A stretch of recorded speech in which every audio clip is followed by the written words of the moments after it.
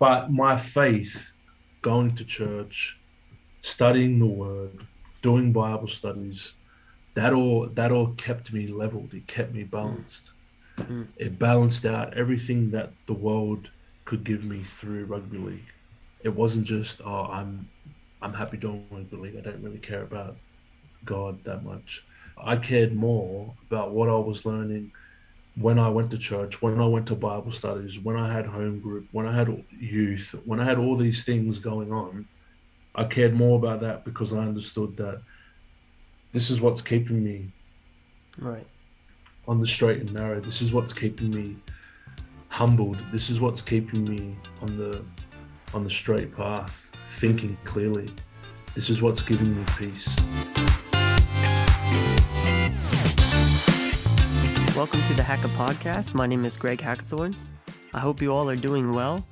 Today we are blessed to be joined by a good friend of mine. His name is Leilani Latu. He's an Apostolic, former professional rugby league player who played for the Penrith Panthers, Gold Coast Titans in Australia, and the Warrington Wolves in the UK.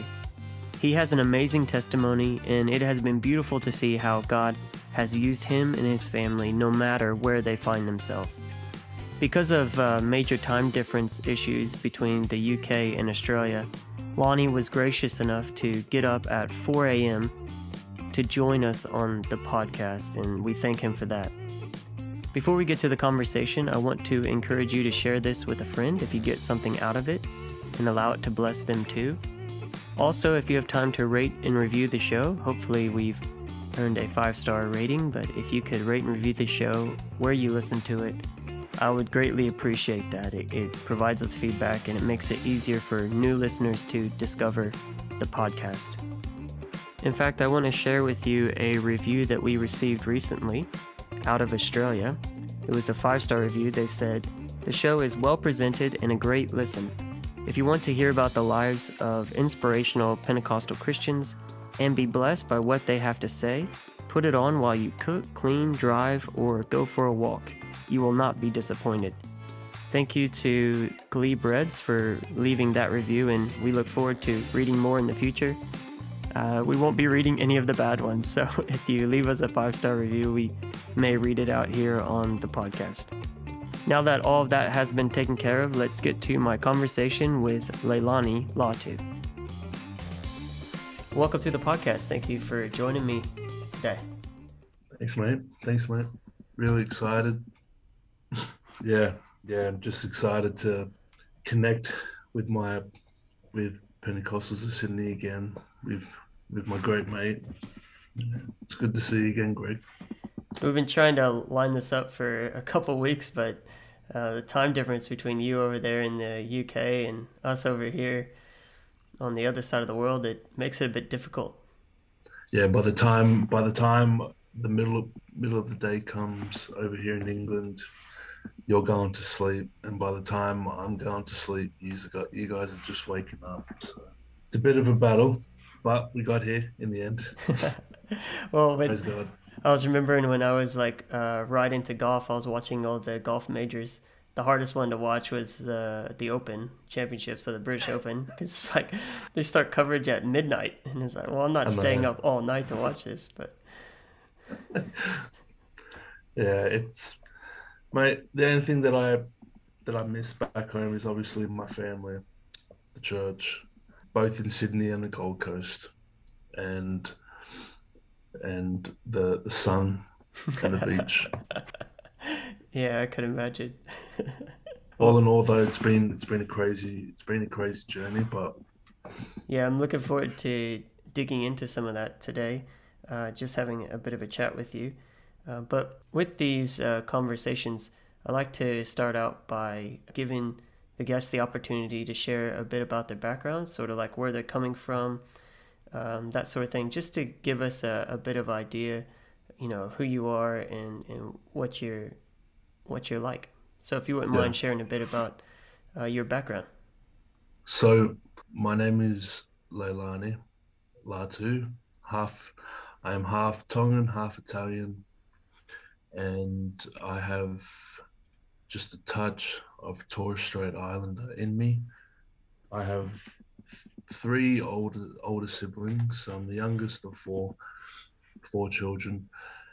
My my upbringing, I started living around Stratfield and worked my way to Bankstown. So I'm a proud to double O local from Bankstown. A lot of people won't get that, but I'm very proud to be from Bankstown. I grew up being homeless for a short while as a kid, and throughout my childhood, I went to school through St. Mary's Concord in Burwood, transitioned to high school in Lakemba. It wasn't until I was about 16, 17, I decided that rugby league was going to be something that I wanted to pursue. I was a Canterbury Bulldogs junior. I aspired to be a one club player. Unfortunately, things fell out. I got signed by Penrith Panthers when I was 19.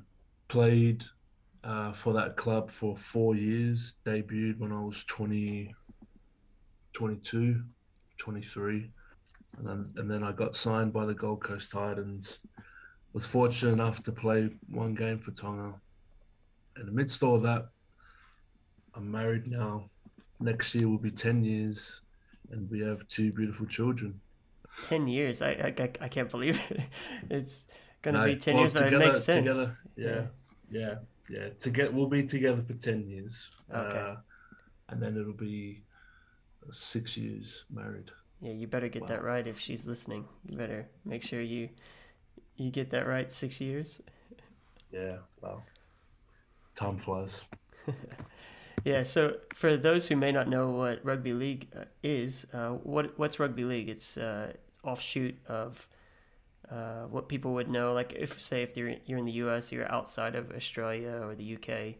Rugby is what you'd really know. So what's rugby league?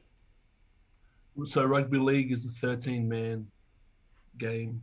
It is basically NFL just without all the stoppages Mm. and without all the protection gear. Um, if I was to explain it to an American, geez, I've explained it to a few Americans actually, Oh, well, and it's all I guess the way I explain it is rugby league is like if you watch rugby, it's similar to rugby, but there's just a limited tackle count. So rugby, you take possession of the ball and you can just hold on to it forever. Whereas in rugby league, you got six tackles. If you got the ball, you've got six tackles to do something with it. So I guess that would be similar to downs. And right. if you don't score within that, then you need to kick the ball away. So I the best comparison for me as an American, for those who may know the NFL or football, it's similar to like arena league. Like if you were to watch arena football, that would probably be Right. the closest comparison.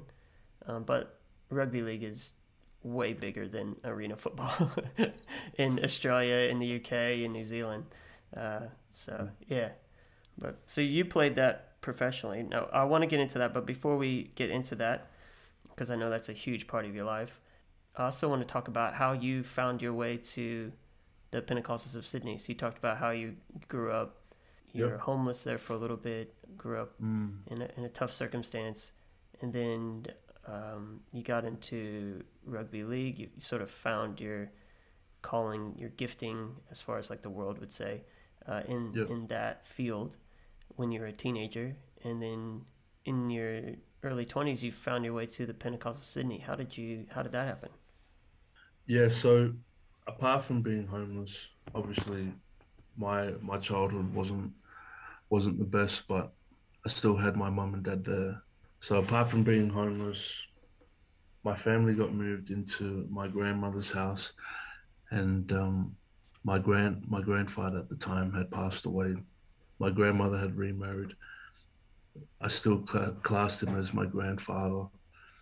At the age of eight, turning to the age of 9, I was sexually abused as a child, and then through that little period of primary school, I was having to go every second day to a counselor, to a therapist. to sort of recount everything that had happened. And that sort of stuck with me throughout the ages, through my teens. And rugby league was sort of an escape route Mm. to unleash all my anger out on people. Um, by the age of 14, 15, and 16 was when I started dabbling in drugs. I've watched my mother get put on house arrest. She got sentenced to my auntie's house, thank God, because it would have been um, her sentence would have been in prison, and she got that sentence because she tried to find a loophole in, is it Centrelink? I haven't Oh even yeah, been yeah, back home in a yeah, while. yeah. That just Centrelink, shows yeah. you how. So she tried to find a loophole in the system, failed, and they tried to sentence her to 2 years in jail. And I don't know how, but they put her on house arrest. And to cut a long story short, she was put there for a year and a bit. And in that year, I was in year 11 at the time, and that whole year, I basically no, I was in year 12. So in that whole year, I lost about 8 kilos. It was the only time that I've ever been under 100 kilos. I was Wow. 97 kilos that year, and it was just me and my sister just fending for ourselves while we're at home. So basically, I was still playing for the Bulldogs at the time, and it was the only time where I just felt really weak, really lethargic. I was just a fuse that was about to go off every time I go into school. Any little thing that annoyed me, I'd blow up. But transitioning from that, I was really successful as an 18-year-old coming into rugby league. They had what they called the under 20s Toyota Cup competition, which highlighted the best 18 to 20-year-olds in the country, and they were able to get some TV time and play in front of millions of Mm. whoever watched the Toyota Cup. So Toyota Cup played before the big game, the main Mm-hmm. games, and at that pivotal moment in my life, I thought I've made it here as an Mm. 18-year-old, still going to school as well. So my agent said to me, "Oh, you can go back to school if you want, and all you have to do is just play for Australian schoolboys." They had what they called a Mm-hmm. pathways program for rugby league players, where basically schools could pay you to attend their school, put you on their books as a student, but you didn't really do anything. You were just there to play rugby league.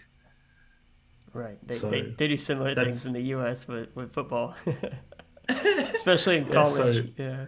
yeah. So I went to Patrician Brothers Blacktown. I went there for not even 6 months, I reckon.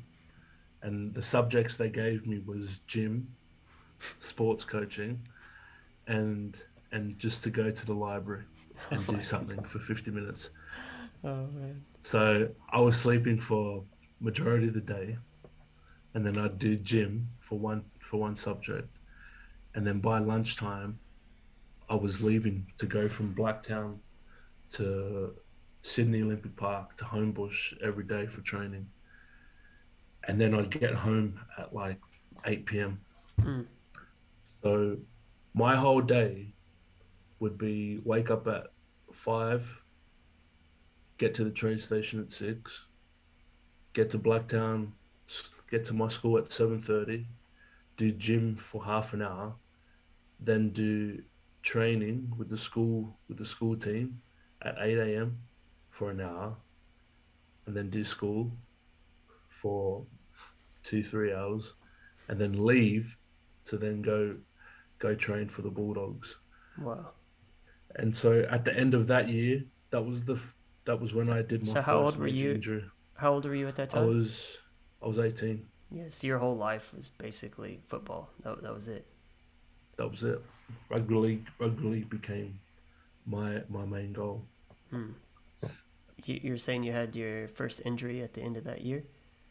That was just a stress fracture in my foot, and it was just before my tour to New Zealand Hmm. to play for Australia. And you get what's called FOMO. You get the fear of missing out, Right. and that just overwhelmed me, and I couldn't deal with the fact that I was missing out on so much. And so I tried to. The only thing that I thought was the right thing to do was to just try and end it, because I couldn't deal with the stress. I couldn't deal with watching others do what I wanted to do, and Hmm. I couldn't do it, and I couldn't deal with that. So I just took a whole sheet of pills, downed it with a straight bottle of bourbon, and I didn't wake up for a day and a half. Oh man. Yeah, I think my mum tried to wake me up.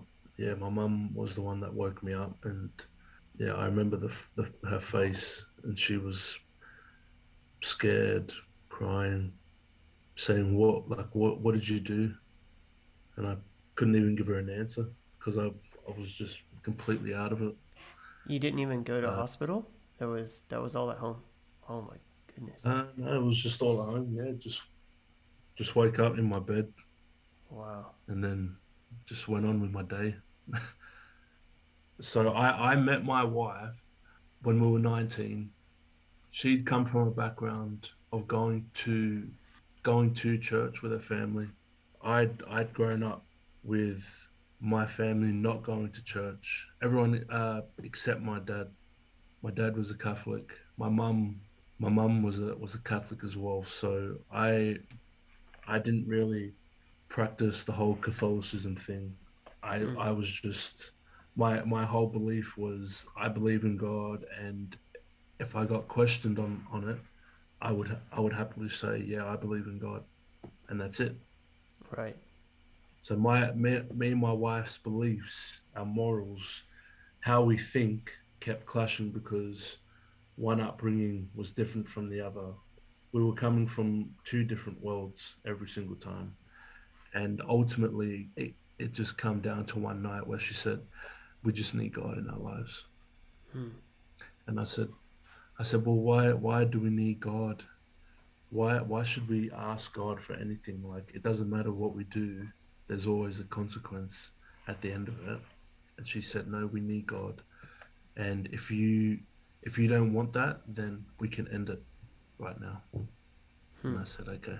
I didn't want to end it with her. So on the first Sunday that we ever went, I played a game for the Bulldogs. We beat the Roosters at Belmore, and my teammate at the time, he was next to me. His name's David Clemmer, and we sang the team song, and he's crying, and I look over at him and he's crying, and I said, "What's wrong?" He said, "I just found out my sister's been rushed to hospital. She's got too much pressure on her brain. They don't know if she's going to make it." Oh wow. And I've never told anyone this before. I've never said this to anyone. I said, right, look, I'm going to this new church tonight. I'll pray for her. And he said, all right then. And on the way to church, all I could think about was, I'm a Catholic. Like, why am I going to a different church? Hmm. And I just felt like I was betraying my mum and my dad. But in my head, I was like, no, if you want to stay with Nina, you got to do this. Yeah, exactly. Didn't have much of a choice. No, no. So I've rocked up to Pentecostals of Sydney in Campsie, and my guard is just fully up. Everyone's trying to come say hello to me, well, me and my wife and her family, and I'm just fake smile, shaking hands with everyone. And I sat down, and the praise and worship starts, and I go, well, but this is like a movie. This I've I've never ever seen this before. and it was, I think it was the last night of Turning Point. Mark, I think it was Reverend Mark Morgan. Mm-hmm. It was the last night. Yep. And Oh man, so he you that's said, that's a baptism by fire. First Sunday at POS coming to Turning Point. That's crazy. yeah, he was. Oh man, I've got to look back at what he was talking about. I think he was talking about the Church of Ephesus. Mm. Anyway, he said, right, turn all the lights off and just put one big spotlight on me. And I was sitting on the aisle seat and I fell asleep. I said, yeah, sweet. I said, no one's going to see me if I fall asleep here. And I wake up, Reverend Mark Morgan's just finished his preaching. Pastor Stan Harvey walks up, takes the mic, and he says, God is telling me that there is someone here who is going through this or knows of someone going through a problem with their brain. He goes, I'm here to tell you they're healed. Wow. And I looked at my wife and I said, did you tell him, why did he say that? Did you tell him to say that? And it was like whatever I had told her previously, it went straight over her head. And she was like, what are you talking about? She didn't remember. She didn't even remember. And I remembered I just looked at Pastor Stan and it was like this wind hit me in my face and I just started crying and tears were flowing and I was like, why am I crying? Mm. And all he said was, the altar is open. And it was literally like someone just grabbed him by the arm and I just walked myself down there. Didn't even tell Nina, didn't even tell her family. Just walked myself down there and I'm looking around and you've got people wailing, you've got people speaking in tongues, you've got people just praising him. And I wasn't even overwhelmed by it. I was just looking around and I just closed my eyes and I said, God, I've never had this experience with you ever. Mm. I said, but if this is you, then make it known, and I will do anything that you ask of me. Wow. And it was I didn't even get filled with the Holy Ghost that night. It wasn't until we had it was a bridge party at Matt Cogan's house. Mm-hmm. I met Pastor and Pastor Stan and his family, and all my mates now, All the boys. basically all the boys, and so it went from a bridge party into a Bible study, and it was on John 3:5. It was Right. about Yeah. John 3:5, and Matt Cogan taught it, and I just got convicted right then and there, and I was like, I need to get baptized. I Mm. need to get baptized. So that was the day that I got baptized at Matt Cogan's house. And then it wasn't even just me, it was my wife and the next youngest sister of hers. So there was 3 baptisms that day. Yeah, in the swimming pool, right? And Was that in? yeah, You did it in Matt Cogan's yeah, swimming pool. I remember that. yeah. Borrowed his dad's clothes as well because they were the only clothes that could fit me. um, so and then 2 weeks later, we were having service still at Earlwood. Do you remember that? Mm-hmm. Yeah. Do you remember? Yeah. I was gonna So ask you if you had come. I couldn't remember if you had come before Orwood or not. I thought you may have come while we were there, while we were doing the renovations. But you seems like you came just before at Turning Point. Yeah, So I think Turning Point was like very close to when you were about to start doing renovations. Yeah, it was like a month out. It was like 1 month out. Yeah. And so when we went to Earlwood, Pastor preached this crazy message on forgiveness. Mm. And he said right at the start, if we can't forgive those who have hurt us, or if we can't forgive ourselves, then we can't move on in our walk with God. And he said that around like before he even started reading the Bible verse. Mm. And the whole service, I just kept on crying.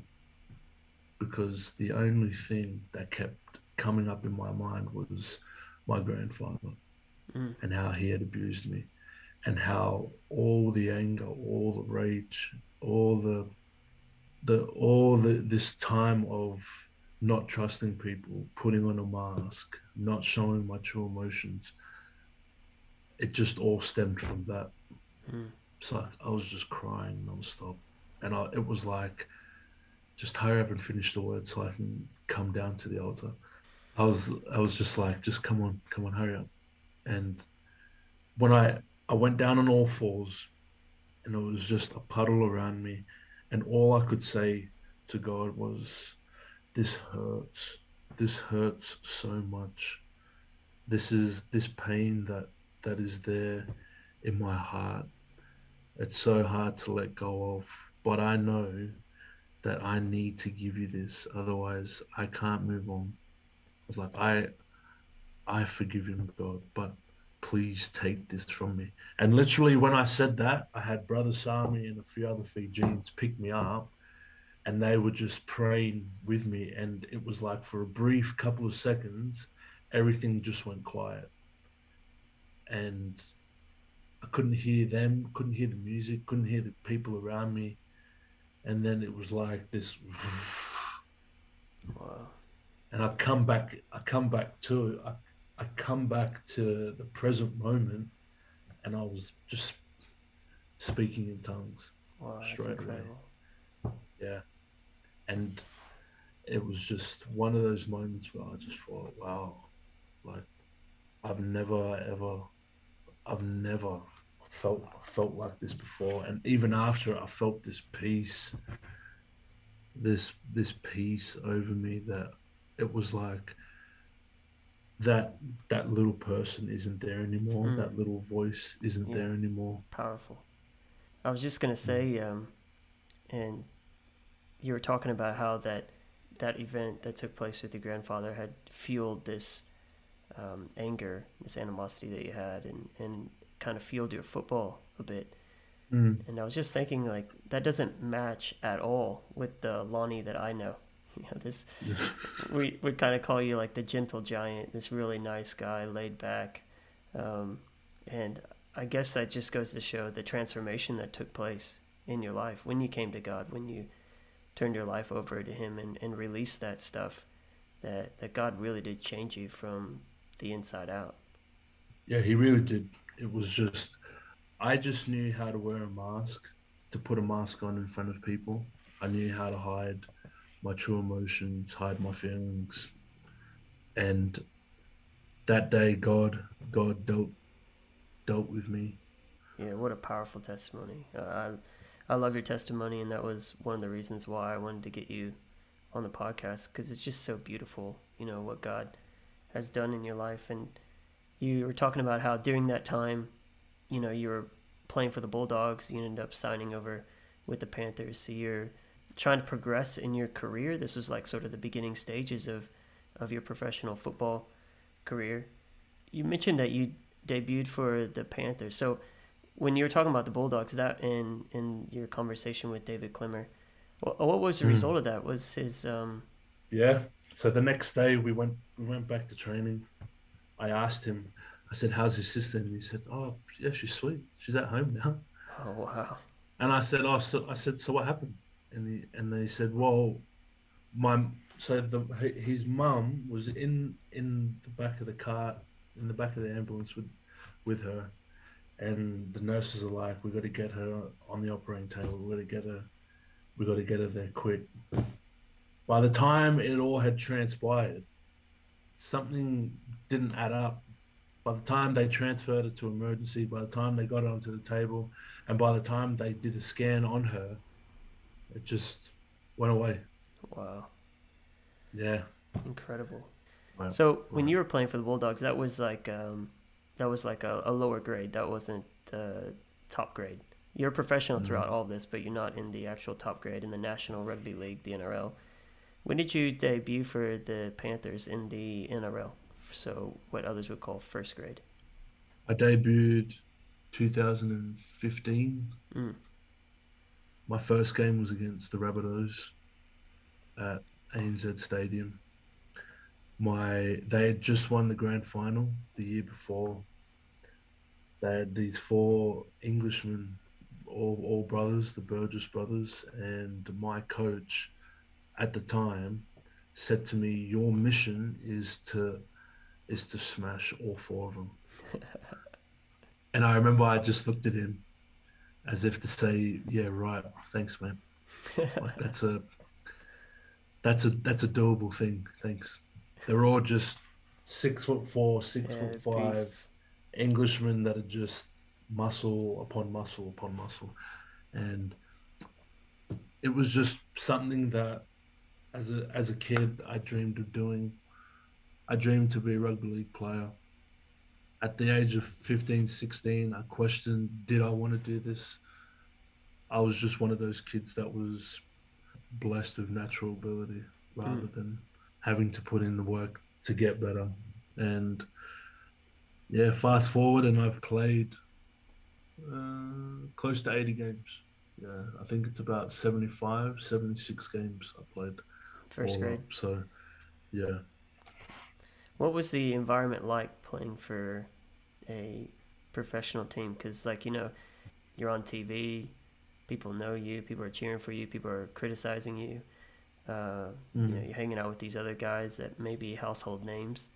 So, what yeah. was that like? What was it like being a? What was the environment like? It was volatile. It was it was very hard as a Christian. It was very hard to walk into work each and every day, and all you're hearing is men's problems Mm. from their home, and they're sharing about their intimate stories about their marriages or their girlfriends, um, gambling nonstop, wanting to go out for a drink nonstop. If there was a week that where we played continued into a bye week where we didn't have a game, we're usually talking about, all right, what drugs can we get? It was just a hostile environment for any Christian, for any Christian really. The way I went around it was that, there were days where I was able to combat it, and then there were days where I fell into it and I was amongst it. It was one of those things where, as a Christian, I wasn't matured. Yeah, Matured. I I, mean, I you're wasn't. a I young wasn't. Christian. Yeah. It was just. But my faith, going to church, studying the Word, doing Bible studies, that all kept me leveled. It kept me Mm. balanced. Mm. It balanced out everything that the world could give me through rugby league. It wasn't just, oh, I'm happy doing rugby league. I don't really care about God that much.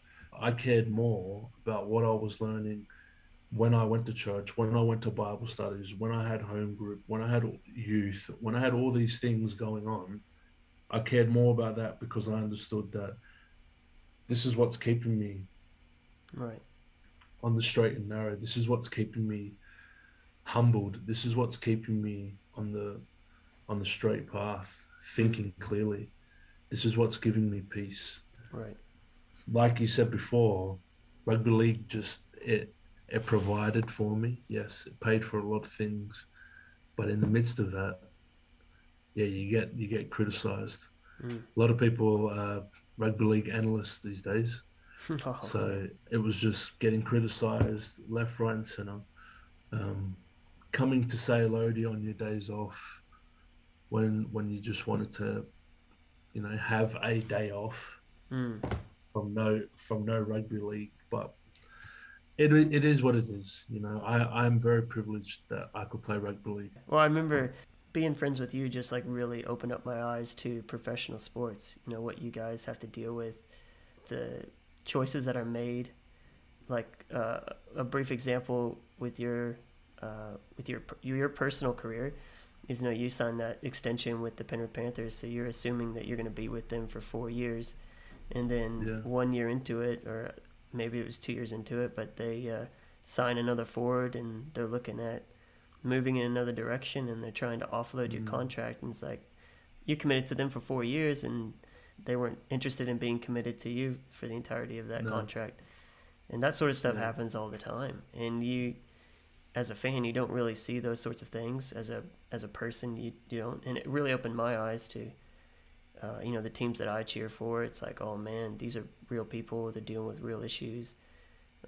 And we're gonna lead into that your career moved you in different directions. But before we get to that, I just wanted to ask you, what advice would you give a young person who's trying to live for God in today's society? I mean, I feel like you probably were in the thick of it. You were probably in one of the hardest cultures to try and be a Christian, and you've been able to do that. And so what advice would you give a young person who's trying to live for God today? I would say to develop a prayer life and to keep it. That would mean, and I would rather you do it in the early hours of the morning before you start your day. Because having prayer before your day gives you this, it's like it just throws like a big shade cloth piece over you, and it sort of just mellows out the start of your day. Instead of being erratic and crazy and all over the place, you're just in the moment, in the zone, and you're at peace. You know what you have to do because you've just given your first fruits to God. And a prayer life is hard at the start because ideally no one wants to wake up and pray straight away. Let's be honest. But obviously for a person who's coming into the church, a newly Christian, praying is just the most important thing that you must do. And it will keep you humbled. It will keep you centered. It will keep you in touch with God. And if you are sensitive to his voice, God will just direct you. He will speak to you. You will find times where when you're just praying or even just crying and seeking him, he will just give you a word of encouragement. That's the next part of it. So not just the prayer life, it's opening yourself up, making yourself available to being a part of the church in any way you can. That's youth, that's Bible studies, that's trying to get together with, trying to catch up with other men and women that are in the church. Right. There's that saying, you become like the friends you hang around. That's right. You become like those who you spend time with, basically. Yeah. Right. For me, I'm sort of rocking a hard place. I was spending so much time with these men who none of them believed in God. Some of them were Mormons. Some of them classified themselves as Christians. But we were all just in a very hostile environment where there wasn't that much spoken about God. We had an Anglican priest, we had a teammate who was slowly transitioning from rugby league to retirement, and he wanted to become an Anglican priest, and he decided that we should start doing a bit of Bible studies here and there amongst the team, amongst the players. And they actually wrote an article about us, about some of the players praying over the team, over the stadium, over the club. And it was what we were doing literally once a week. It was just interesting to see where everyone's beliefs were, to see where everyone's understanding of the word was. I think also for like time, with your involvement in that sport, like everyone talks about how, you need to have team unity and you have to hang around the boys and you got to develop that culture off the field as well. Like you've got the culture on the field, but you also have to have the culture off the field. So I can imagine how difficult that would be, because they want you to be part of the team. You want to be part of the team, but you also understand that what they're doing is not necessarily what you should be getting up to or what you should be about. As a Christian, it's hard because you've just got to make those tough decisions.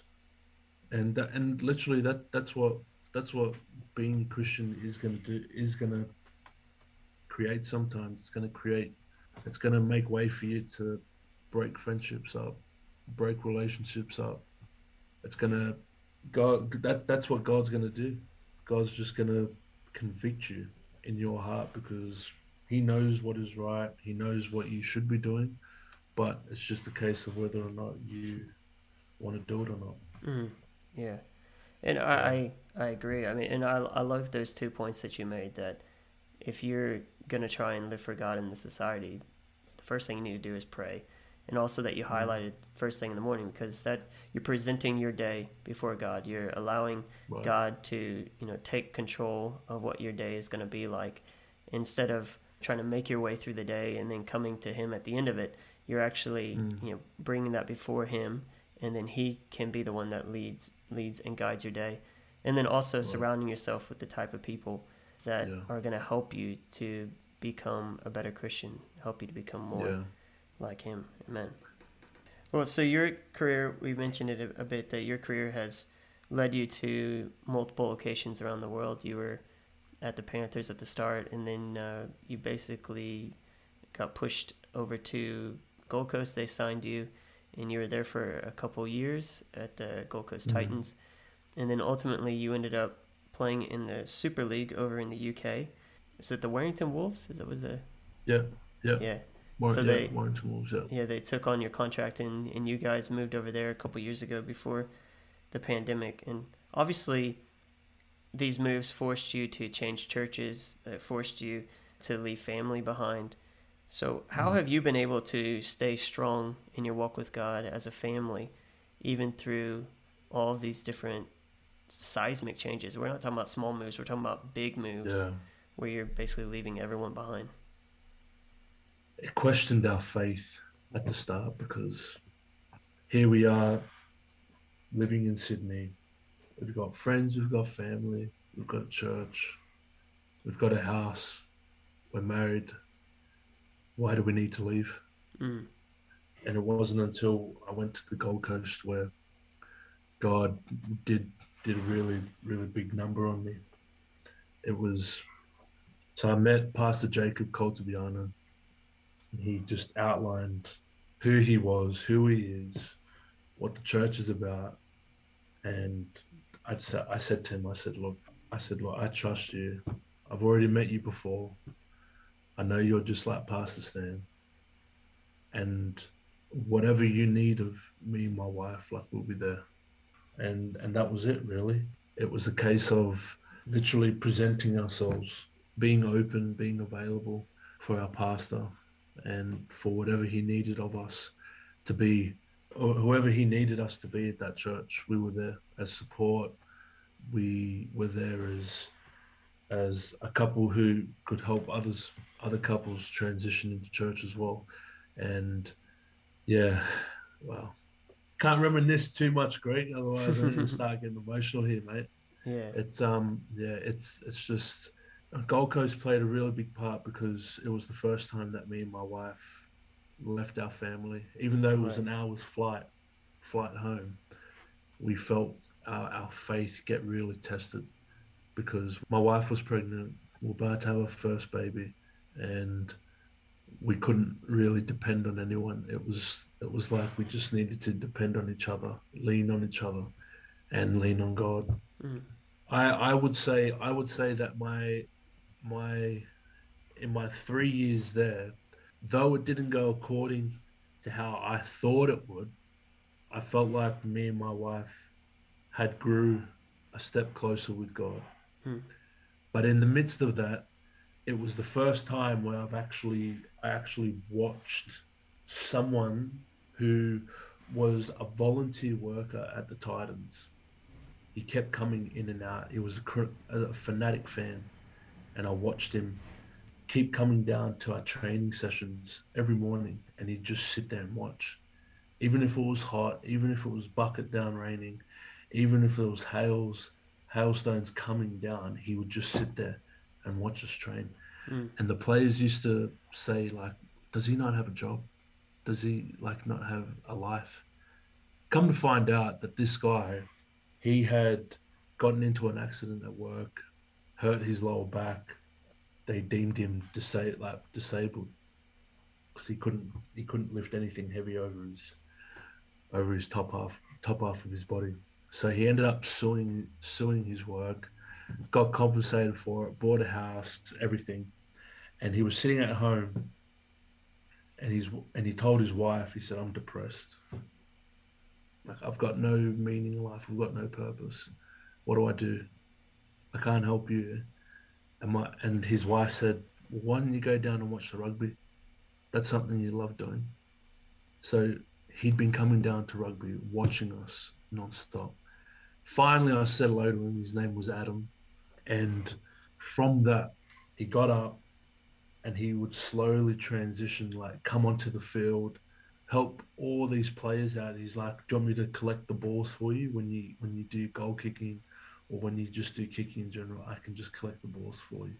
So here he is now talking to like these players that he loves and adores on TV, and now he's on the field. Then the staff pick up on it and they go, "Do you want a job here?" So then he gets given all this gear, this Titans gear, and he's just made up. He's like a little kid, and he's just going around, whizzing around. Finally, one day he stops me and he says, "Hey, Lani, you're a Christian, aren't you?" I said, "Yeah."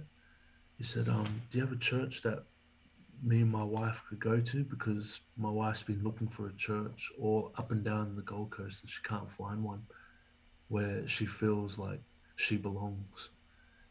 And I said, "Mate, you've come to the right person." I said, we had this couple from America, the Joe Streams, Mm-hmm. and they were preaching at our church, and it was the second night. And I said to him, come with your wife. And I guarantee you won't leave that church the same way you walked in. Mm. The second she walked in, the second they walked in, praise and worship started. She walked herself down to the front and started speaking in tongues straight away. Oh, wow. Started speaking in tongues. She's come back after prayer and worship, praise and worship, and she's crying. She said, "This is the church. This is my church. Wow. This is the church I've been waiting for." And then from that, I started doing Bible studies with Adam.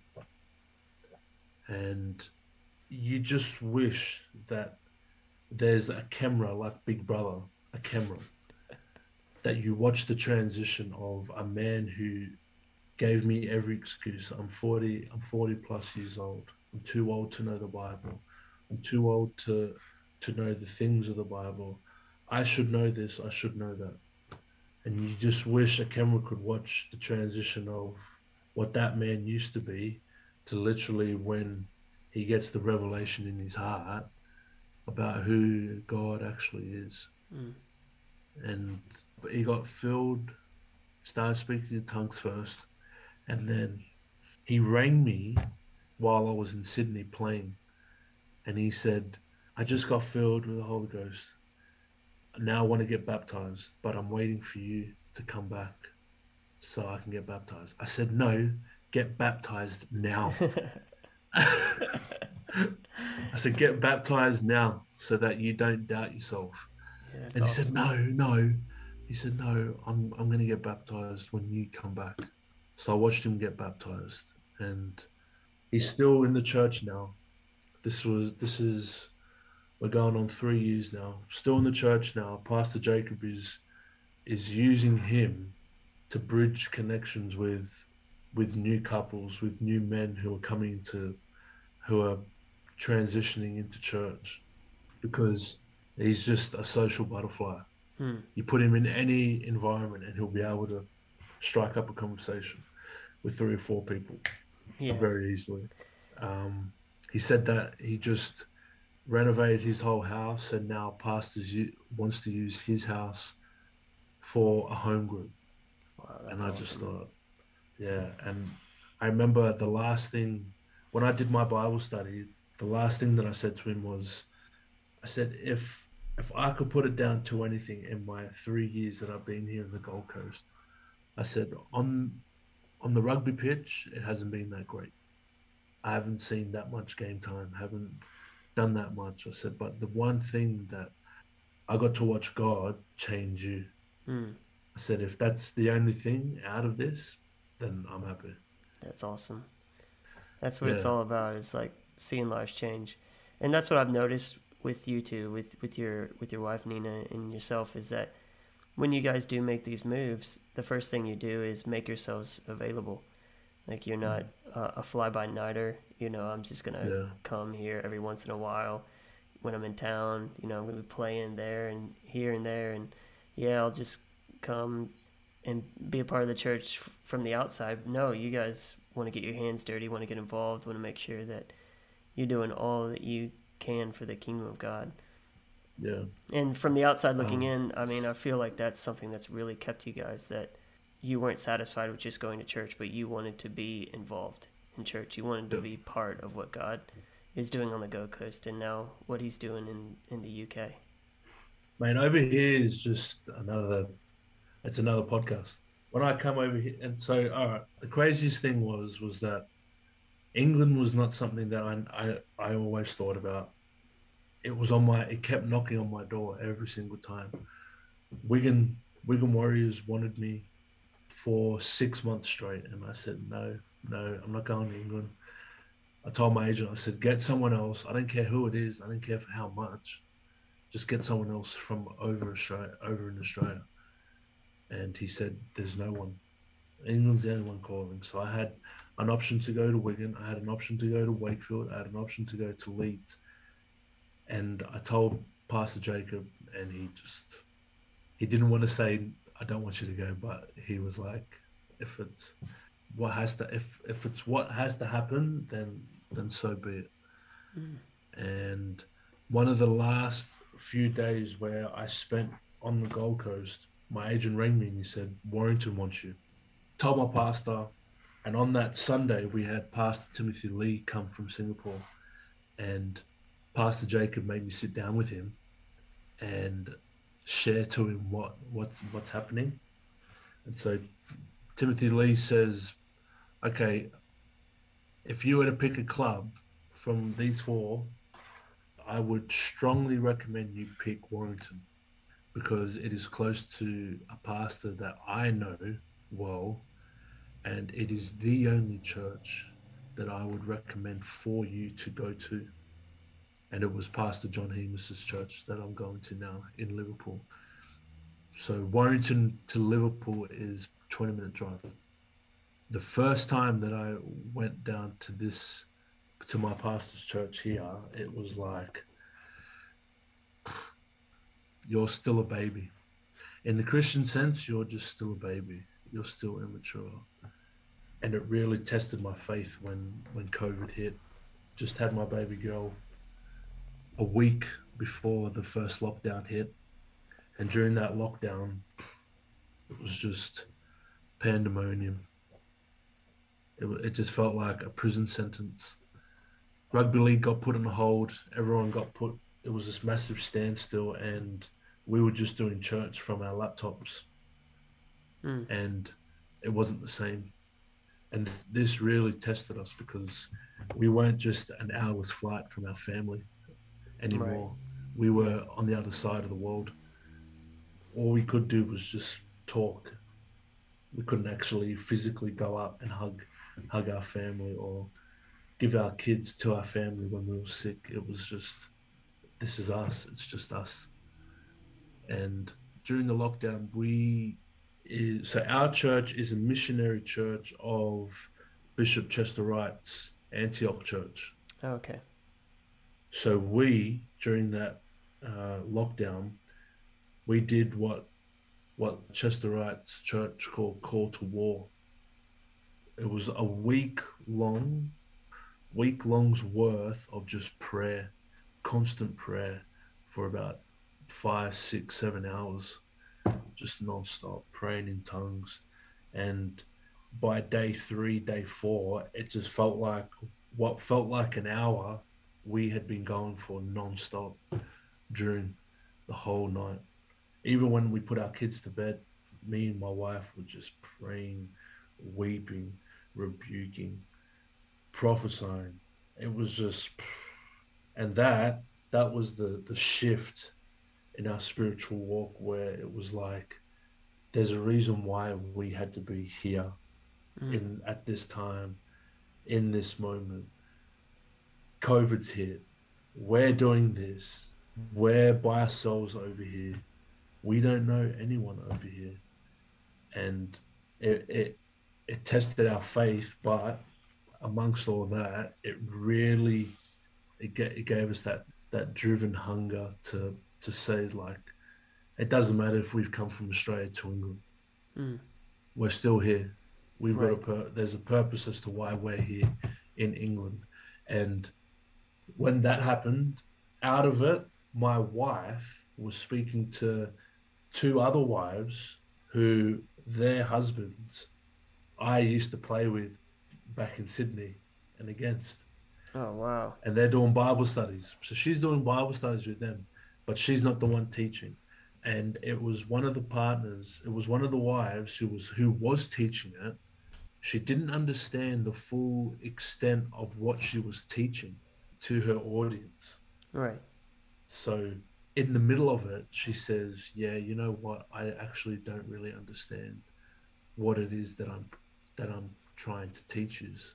So Nina says, "Well, what if we just instead of just us girls, what if we just get the husbands together as well, and Lani can teach?" And then they said, "Okay."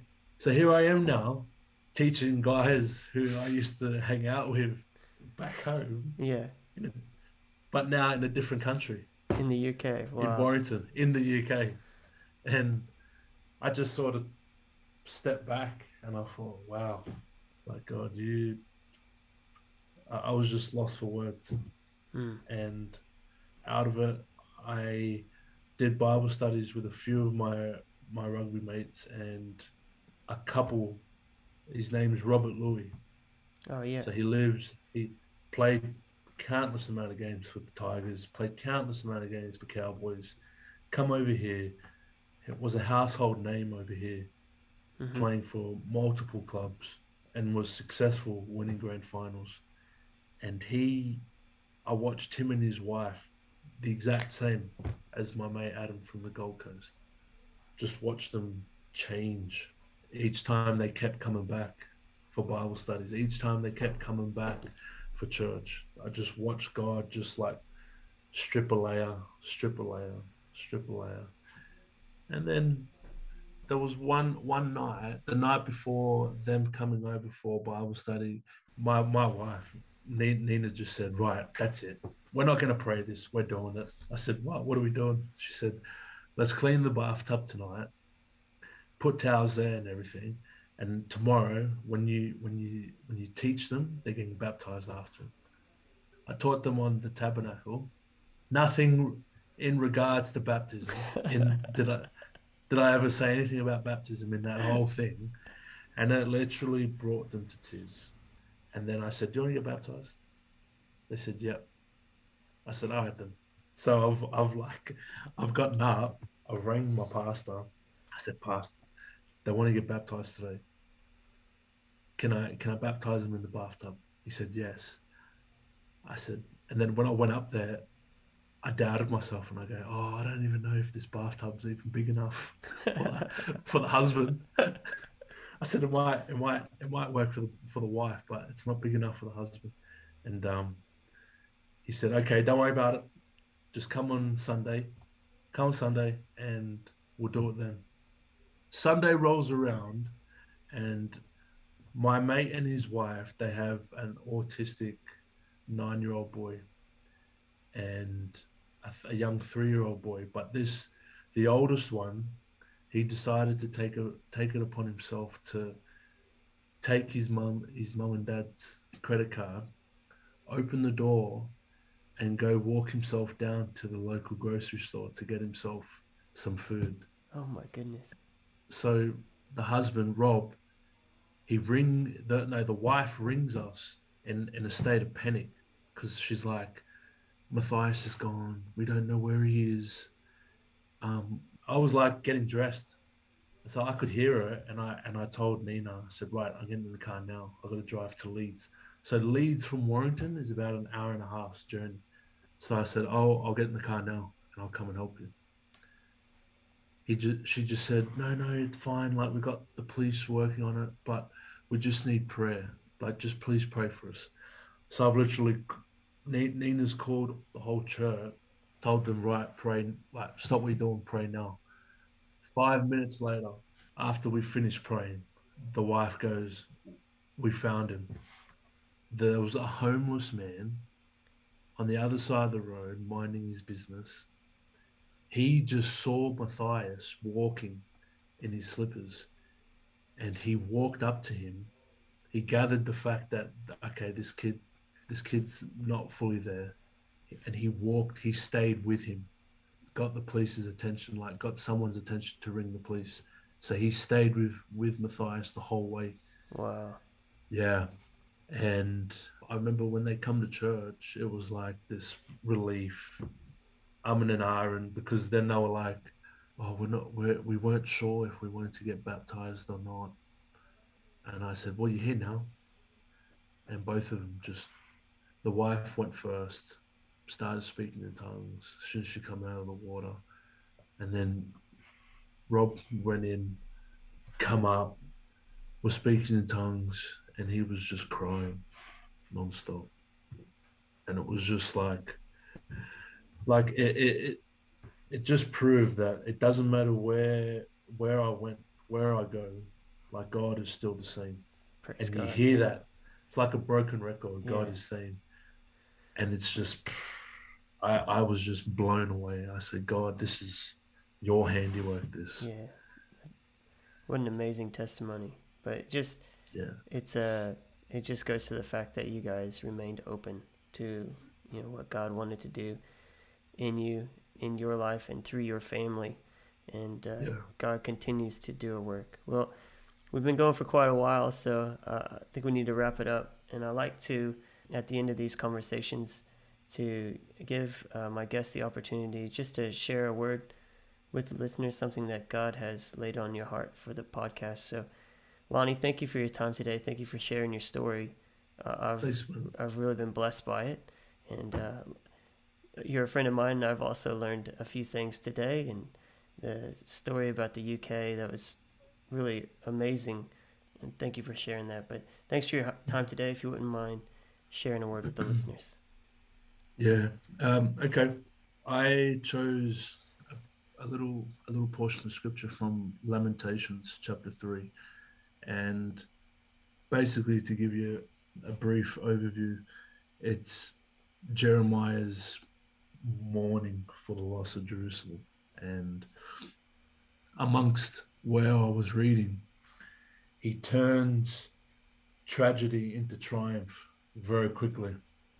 And so the scripture that I wanted to leave you with is this. So Jeremiah says in chapter 3, verse 22, it says, it is because of the Lord's loving kindnesses that we are not consumed, because his tender compassions never fail. So I'm reading from the Amplified Version.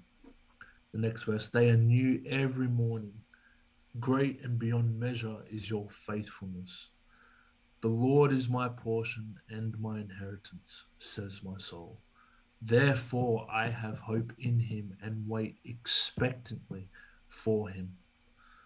The Lord is good to those who wait confidently for him, to those who seek him on the authority of God's word. It is good that one waits quietly for the salvation of the Lord. It is good for a man that he should bear the yoke of godly discipline in his youth. Let him sit alone in hope and keep quiet, because God has laid it on him for his benefit. When I read this scripture, all I could think about was my journey from coming from the UK, even before that, going to the Gold Coast first and then moving over to the UK. It was the same thing. I'm a man who's left everything that me and my wife have left everything that we've ever known, everything that we've built, all the memories, all our family, all the friends has been left behind, and now we're starting again. It just felt like we're starting again.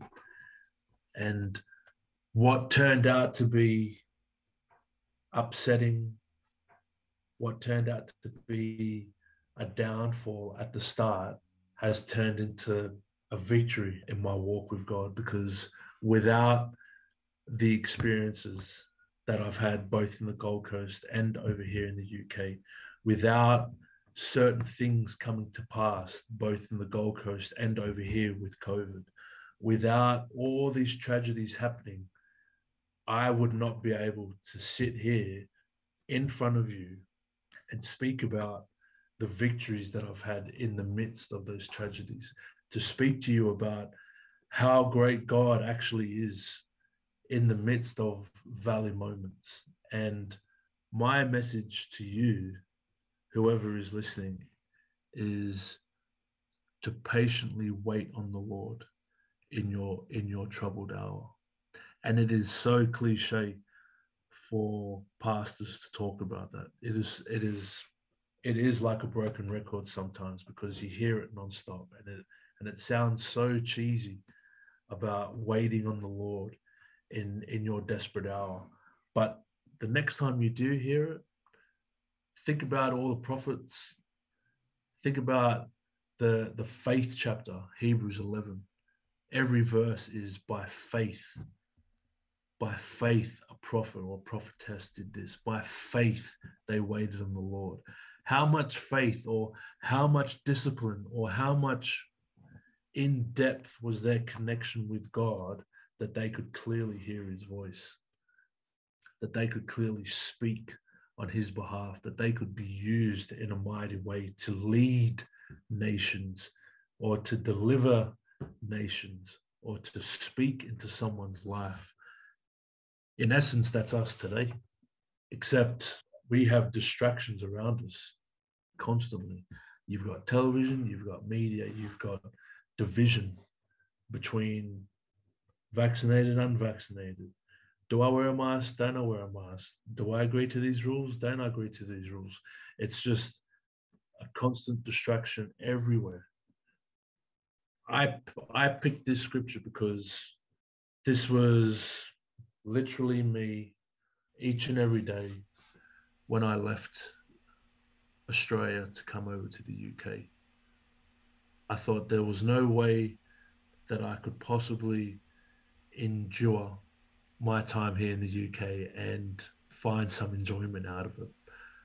But praise God, God has laid his hands on this pastor, Pastor John Hemus, on the body that is here, on the people that he has here, and each and every one of them have helped me, have counseled me, and I am a byproduct of the Pentecostals of Sydney, of Grace Point Church in the Gold Coast, and of the Apostolic Church of Liverpool, all because I made myself available, all because I didn't just sit there and wallow and come up with excuses. I didn't say, woe is me. I got my hands dirty. With my wife, we got our hands dirty, and we made ourselves available for God. We have built a foundation of God is constantly there in our life, in our marriage, amongst our kids. And in amongst all of that, as an individual, we've kept him there. And every tragedy that we've had, every down moment that we've had, there's always been an upside to it, because we've always had God at the forefront of it. And I hope that encourages someone out there today